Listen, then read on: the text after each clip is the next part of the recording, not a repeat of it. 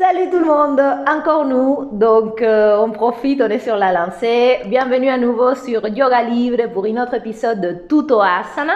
Donc, qu'est-ce qu'on va faire aujourd'hui Alors, la pose aujourd'hui, c'est Virasana. Virasana, c'est la pose du héros. Héroïque, ouais. Héroïque, voilà, exactement. Ouais. C'est la pose héroïque. Donc, voilà, on va commencer directement. On va vous expliquer tous les petits détails de cette pose qui est important de pratiquer. Elle va vous donner une belle ouverture au niveau des chevilles, des genoux et des hanches. Et c'est une bonne pose qu'il faut pratiquer et maîtriser. Encore une fois, elle n'est pas très compliquée. En plus, vous pouvez utiliser un bloc de yoga. Si vous n'en avez pas, vous pouvez utiliser autre chose, un coussin ou des gros livres ou des livres. C'est un bloc de yoga, c'est quand même l'idéal. Hein. Quelque chose de dur, c'est mieux qu'un coussin. Mais bon, si vous n'avez pas, pour commencer, vous faites avec ce que vous avez, c'est pas un problème. Voilà, donc Liliette va se mettre sur le tapis, elle va se mettre en position.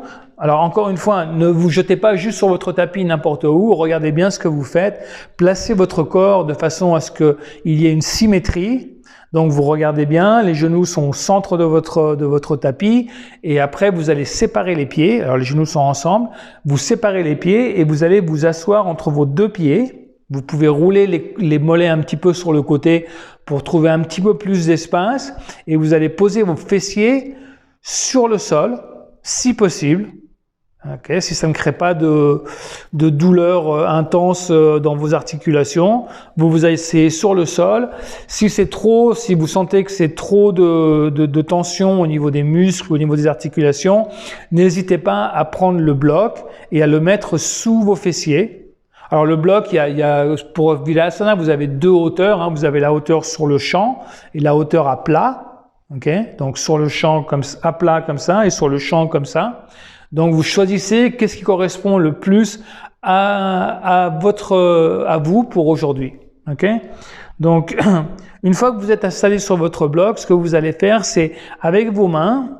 Alors peut-être faire le tour pour que les gens ils puissent voir. Mettez dans l'autre sens.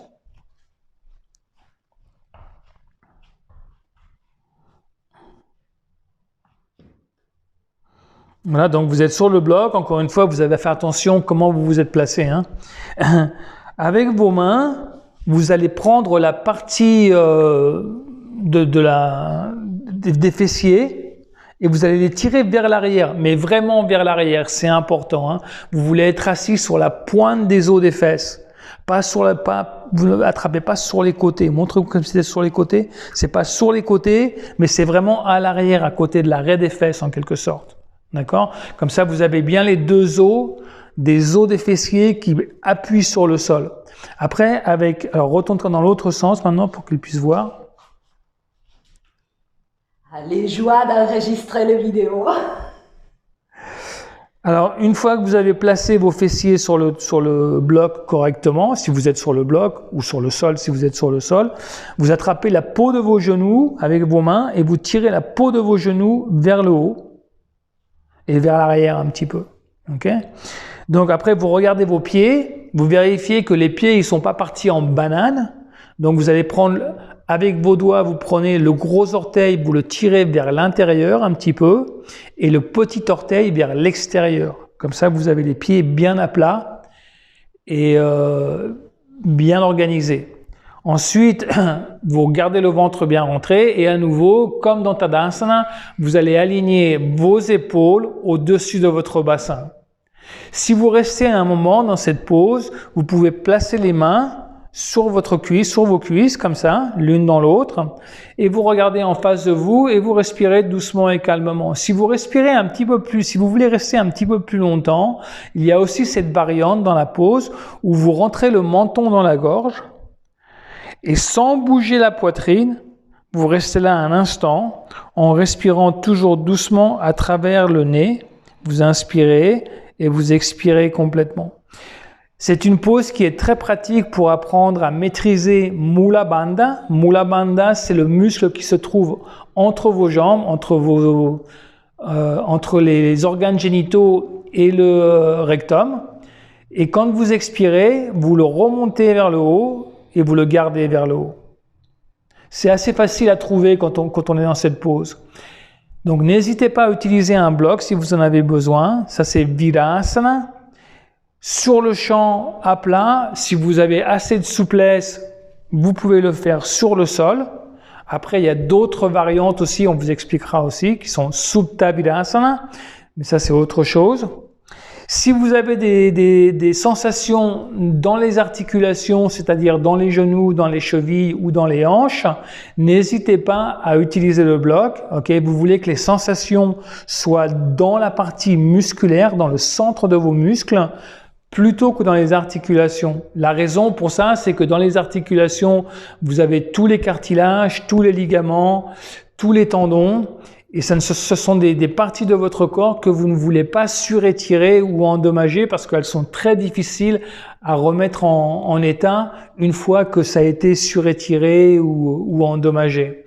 Donc, moins, c'est plus. Si vous sentez vos articulations, n'hésitez pas à faire un petit peu moins. Madame, autre chose? Alors, cette pose aussi, je trouve que c'est vachement utile pour un début de pratique.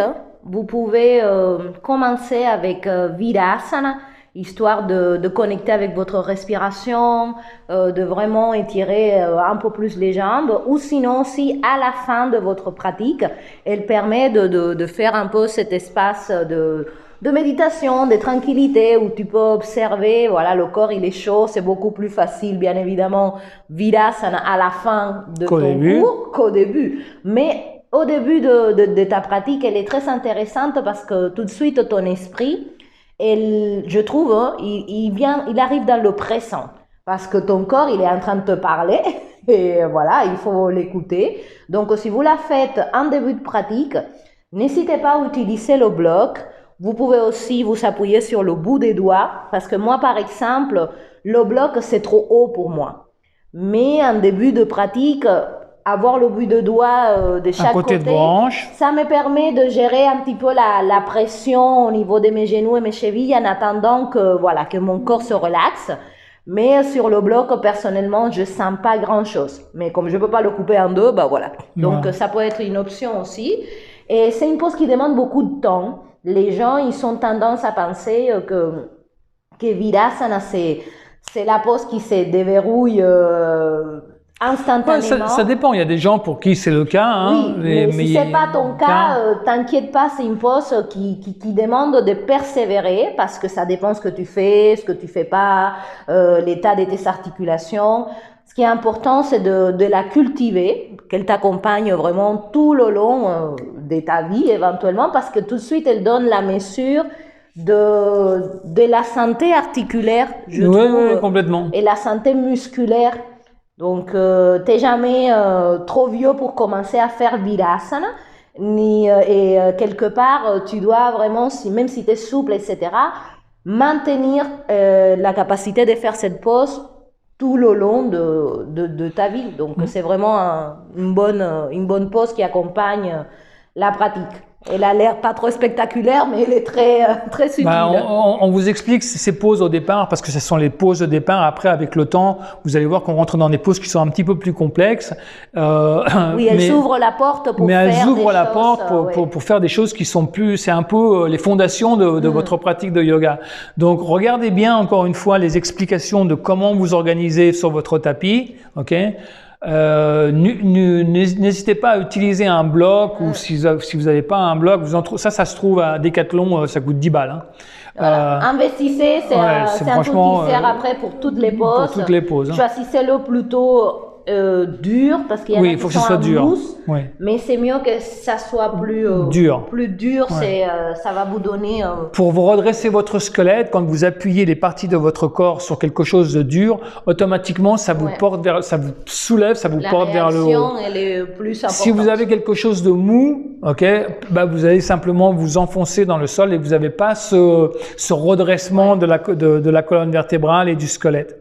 Donc c'est important de choisir quelque chose de dur. Si à la maison vous n'avez pas, vous pouvez utiliser des bouquins, hein, vous prenez 2-3 bouquins. Ou quelque chose comme ça fait l'affaire. Voilà tout le monde. Donc Commencez, débutez, c'est une pause vraiment que vous pouvez faire devant votre télé, Voilà, oui. 3-4 minutes par jour, tous les jours, tu vas sentir tout de suite, pour les gens qui courent aussi, Ah, excellente excellente pause, pause. ça c'est la pause, une des pauses à maîtriser pour garder la souplesse au niveau des chevilles et au niveau des genoux. D'ailleurs, les gens qui font beaucoup de jogging et de course à pied, ce genre de choses, au départ, Ils morflent. Ils la sentent passer. ils la sentent passer. Ouais. Mais bon, comme ça s'ouvre assez rapidement, hein, après quelques jours de la faire régulièrement, il y a une grosse différence. Les articulations s'ouvrent et ensuite la course à pied et les Ouais, jogging deviennent beaucoup plus faciles, beaucoup plus agréables, moins de tension dans les articulations, donc plus de temps à courir. Hein, ça vous fait gagner plus de temps. Vous pouvez courir plus longtemps. Vous serez moins fatigué. Ça améliore même la foulée parce que ça crée de l'espace au niveau des hanches. Et si t'as mal partout, c'est une pause aussi très thérapeutique. Elle aide vraiment à restaurer l'équilibre au niveau des articulations majeures parce que ça travaille aussi ta colonne vertébrale. Rappelle-toi d'être le plus droit possible parce que tu veux aligner tes os les uns sur les autres. Voilà, et profitez-en pour apprendre Mula Bandha, hein, remonter le périnée.